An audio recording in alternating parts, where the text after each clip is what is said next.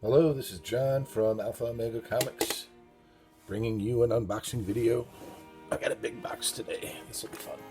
I mean, big for comics anyway. We'll see how this goes.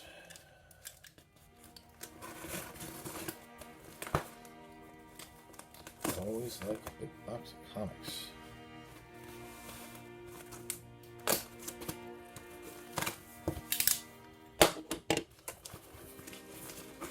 Alright, so here's what they've done. Every shipper does things their own unique way. Instead of going with an oversized box and using bubble wrap and sandwiching cardboard, this person's taken a box not much larger than comic and put priority mail envelopes inside the box. And the only way to find out how well that works is to open them up and investigate. Because the thing you have to remember about something like United States Postal Service or FedEx, or UPS, or any of them, is they're dealing with hundreds of thousands of these things every day. So for them, it's just another box. They're going to toss it around. So sometimes things happen, and bubble wrap can be the great insurance policy, if you ask me. I've actually never seen anybody do this. They've got 1, 2, 3, 4, 5 envelopes, all priority mail envelopes, which, I mean, those are free, so you can get them free. It's one way to separate, package, and sort the books. Okay, so inside, and I can feel this, but I didn't want to assume until I got it open. They have sandwiched the books between cardboard, which is an ideal thing to do between cardboard. Now, they didn't tape it. A lot of people tape it, but I guess with the envelopes being the way they are, there wasn't going to be a lot of shifting. So, I'll go ahead and open every envelope. As boring as that will be for all you watching, I'll get every envelope opened, and then we'll actually be able to check out what's inside.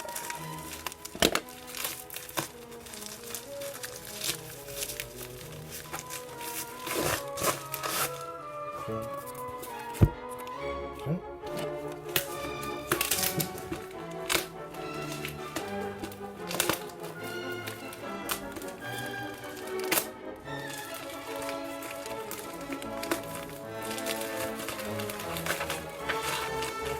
So, what's the purpose of doing unboxing videos? For me, I've seen a fair number of them, and some of them, it's all just about the books that you're receiving, and others go off on their own stories, or talking about why they got the books that they did, speculating, or a personal collection, personal interest, what have you. I thought I'd do a unboxing video first and foremost, because people package in all sorts of different ways. And that's not that any one way is the right way or that any one way is the wrong way. But it is a bit of a gamble when you don't do it thoroughly, or you don't handle, like I said, bubble wrap, in my opinion, goes a long way. It doesn't even have to be a lot of bubble wrap or the big bubble wrap, just some bubble wrap. But as I said, this was packaged in such a way nothing was going to move around.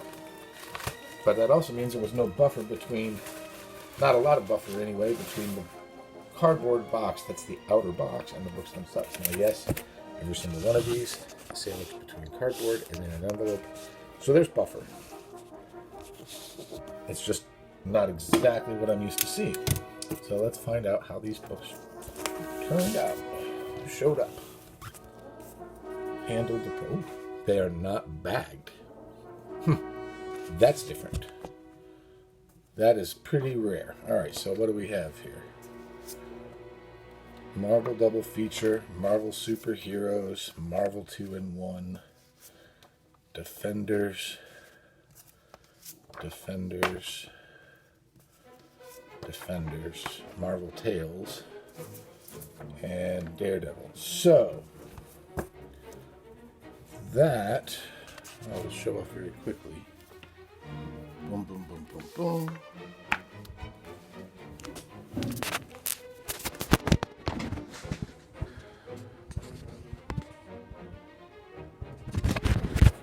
That is the freebie lot. Did not even expect those. Some eBay sellers do that, others do not. But based on purchases that I made from them, they ascertained that I'm a Marvel Bronze Age guy, and they hooked me up. So that's cool. Let's go look. Let's look at the freebies real quick. Marvel Tales.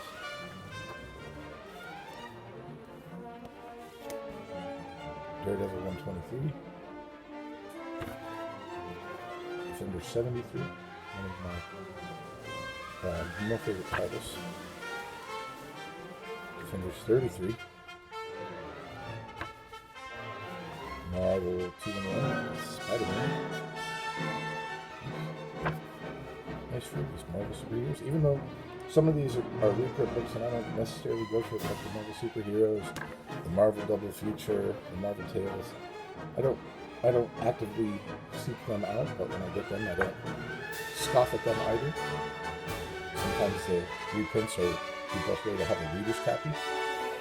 So, I'm hoping these are not bad simply because they're the freebies, and that the rest of these books, yeah, okay. So I can see between the cardboard here, yes,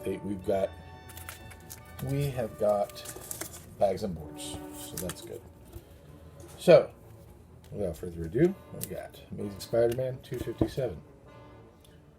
Sharp looking book. Uncanny X-Men 211. Another one of those anniversary covers from Marvel 25th anniversary. And probably the most expensive, most sought after one is Wolverine. Let's see, Captain America 143. November 71. This is the month that Marvel went from 15 cents to 25 cents and made them all giant size, square bound. That binding is huge. It's always a big part of your grading. When you have a square bound book, is how well is that. And this one is grading at a very fine, maybe very fine minus. 248. Christian Lee. Amazing 199 with Mysterio. Mark Jewelers variant. So that's pretty cool. Let's see. We got an early Punisher here, 202, Amazing Spider-Man. Not super early, but Spider-Man and Black Widow, Marvel Team Up 140. I kind of like that cover. It's kind of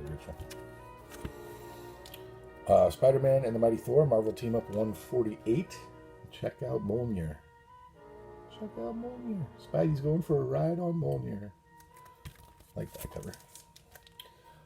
Evolutionary War, one of those annuals. Punisher, supersized annual, #1.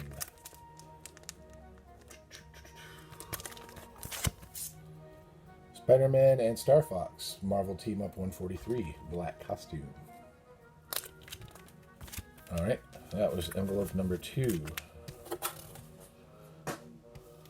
Envelope number 3, Ghost Rider 59. Ghost Rider 74. Another sharp cover. Fire! Amazing Spider-Man 255. Not only is it black costume, but this is the Alien Symbiote saga.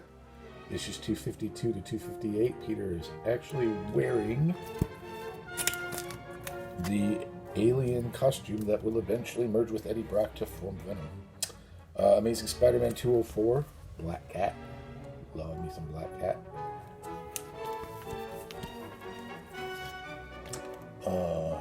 ASN 366. Taskmaster on the cover there. Red Skull. Peter's parents. A lot going on. ASM 373. Great New Tale of Venom up there in the corner. That's a pretty badass cover. Spidey sees what it is there. Trapped in his own webs. The Eternals, number 6.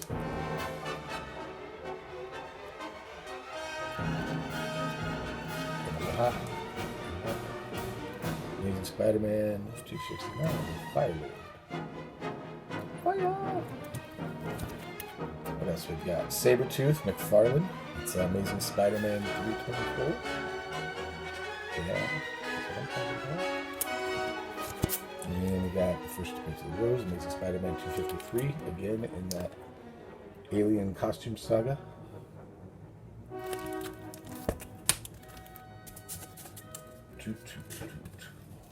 That was envelope number 3.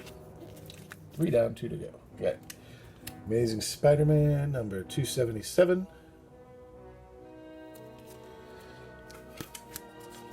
Amazing Spider-Man 241.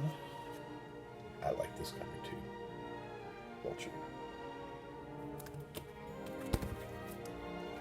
Amazing Spider-Man 278. Ned's dead, baby. Ned's dead. Up, down. What do we got? Amazing Spider-Man 286, Gang War, Part 3. Rose on the cover, Hobgoblin on the cover. A lot going on there. ASM 284, Gang War Part 1. Quite the Rogues Gallery on the cover there. ASM 295, Life in the Mad Dog Ward. This book is very, very hot. It remains so. Very popular. And that black cover, that's a, let's see, maybe 5 dings there on the cover, but none of them color breaking, which is huge on a black book. All black cover like that. Eternals 14. Yeah, that's a nice shape.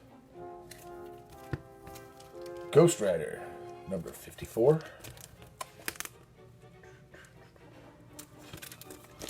Amazing Spider-Man, number 285, Gang War Part 2.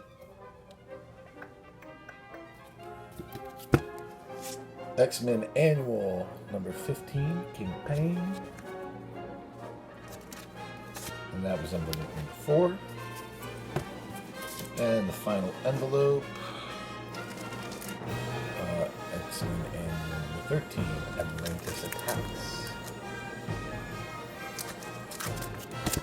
Marvel Team Up Spider-Man and Nomad, 146.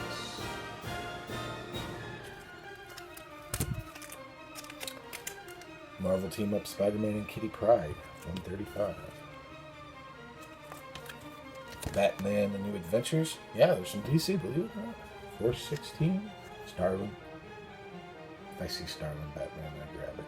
I love Starlin's writing. X-Men Annual. Right, 12. Evolutionary War. Building that Evolutionary War set. Probably building a couple of them. Amazing Spider-Man 207. The Final Curtain. Mark Jeweller's variant. And anybody who's watching this doesn't know what a Mark Jeweller's variant is. I'll open one up here in a second. I'll open that one up. Extinction Agenda, X-Men 272. Captain America and the Falcon, Captain America 215. Origin issue for the Falcon. That's a nice shape. I like that. Pretty yellow. Amazing Spider-Man 268. Gold. And Amazing Spider-Man 271.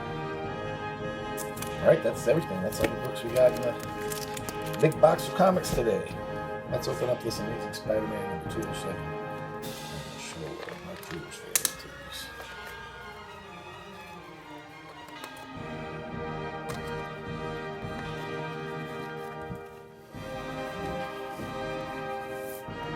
Alright. So, we'll open up the book. And you'll see the centerfold and advertisement. And Mark Jewelers. So, what this is, obviously, it's an advertisement. It's a 4-page. There's the front of it. It's always right in the centerfold. There's the first page. And the last page. And it is glossy, like the covers.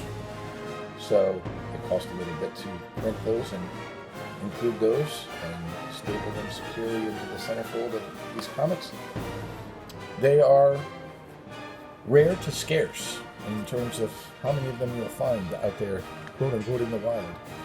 Because, first of all, until the last, I don't know, decade or so, nobody seemed to care that whether they were there or not. It wasn't such a, oh, I've got an advertisement for jewelry in the middle of my comic book. Nobody thought a big deal about that, whether it was there or not.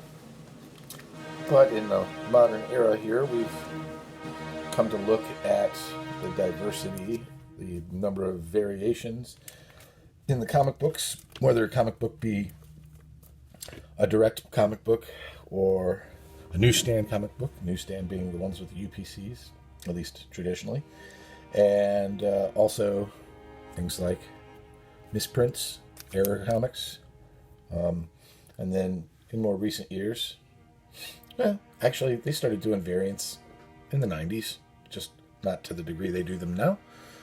So anyway, it's just another form of a variant, and the Mark Jewelers being rare, being hard to find, especially since they ran from the late 70s through, I don't know, late 80s. Don't quote me on that. So how many of them are out there? I don't know. I'm not an expert on the Mark Jewelers variants. It's one of those things that it interests me. It piques my interest, but I'll be honest, I haven't done a lot of research on it. I've done more research on the direct versus newsstand, because to me, I think that's a fascinating look at the rarity of particular types of books and how the direct market started off small and grew and grew and grew to where more books were direct than newsstand, making the newsstand books rare, especially since the newsstand books could be returned and destroyed.